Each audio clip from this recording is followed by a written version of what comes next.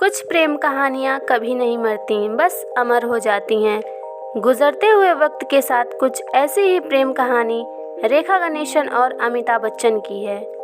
रेखा गणेशन जो 10 अक्टूबर 1954 में पैदा हुई थी, कभी नहीं सोचा होगा कि वो एक दिन ऐसे इंसान से मिलेंगी जिनका जन्मदिन उनके जन्मदिन के बाद होगा। उनका नाम उम्र भर के लिए रेखा के नाम के साथ जोड़ दिया जाएगा। जी हाँ, हम बात कर रहे हैं सदी के महानायक मेगा स्टार अमिताभ बच्चन की। ये कहानी तभी से शुरू हो गई थी। फिर अमिताभ बच्चन और रेखा दोनों ने फिल्म इंडस्ट्री ज्वाइन की। उनके प्यार के तरफ उनका पहला कदम। तब दोनों को ये पता भी नहीं था कि वो कभी एक साथ होंगे।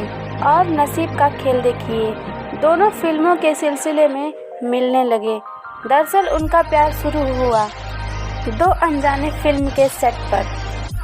सचमुच दो अनजाने बिल्कुल ही अनजाने रहे। इस फिल्म में जहां इनका प्यार शुरू हुआ, वहीं लोग रेखा की खूबसूरती के कायल हो गए और वो एक साउथ इंडियन एक्ट्रेस से बॉलीवुड की मल्लिका बन गई। इसके बाद अमिताभ और रेखा ने बहुत सारे फिल्में एक साथ की।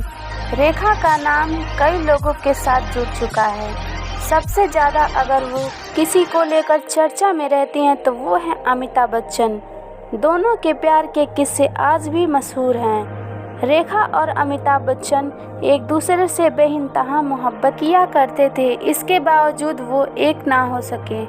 जया से शादी होने के बावजूद भी अमिताभ रेखा से अलग नहीं हुए थे।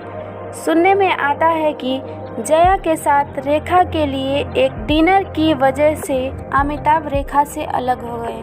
आखिर उस रात क्या हुआ था, आइए जानते हैं। ये बात 1977 के समय की, जब रेखा अपनी मांग में सिंदूर लगाया करती थी। यही नहीं, वो मीडिया में मां बनने की खबर भी फैला रही थी। वो अमिताभ के साथ अपने रिश्ते को जग जाहिर करने में लगी थी। वहीं दूसरी तरफ जया एक अच्छी पत्नी की तरह अपनी पारिवारिक जिम्मेदारियों को निभा रही थी। उन दिनों चर्चा में थी। रेखा पूरे कोशिश में लगी थी कि किसी भी तरह अमिताभ को हासिल कर लिया जाए, तो वहीं दूसरी तरफ जया शांति से परिवार को बिखरने से बचाने के प्रयास में लगी। जया रेखा से बात नहीं करना चाहती थी, लेकिन वो एक सही मौके का इंतजार कर रही थी। वो मौका तब उन्हें मिला जब अमिताभ किसी फिल्म के शूटिंग के सिलसिले में मुंबई से बाहर गए थे। फिर क्या था, जया इस मौके को हाथ से नहीं जाने देना चाहती थी। उन्होंने रेखा को फ़ोन किया।